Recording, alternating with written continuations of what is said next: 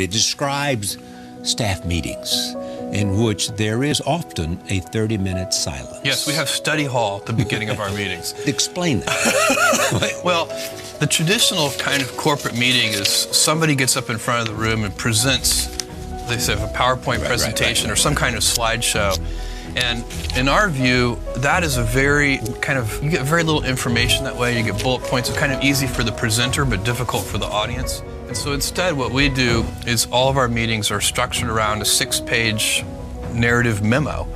And when you have to write your ideas out in complete sentences and complete paragraphs, it forces a deeper clarity of thinking. Subject, verb, predicate. And, some people say, well, why don't you read the memos in advance?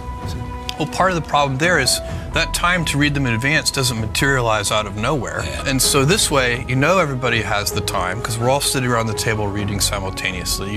Everybody has actually read the memo. The author, who's put a tremendous amount of work into writing the memo, gets the nice warm feeling of seeing everybody read it. So they know they're actually, it hasn't been a waste of time. It is getting read. Being read. And there's another nice thing about this approach too. If you have a kind of a traditional PowerPoint presentation, some executive will interrupt the conversation, and that question that the executive asked probably was going to be answered 5 slides in. And so if you read the whole 6-page memo, it often happens to me, I get to page 2 and I have a question I jotted in the margin, and by the time I get to page 4, the question has been answered, so I can just cross it off and it saves a lot of time.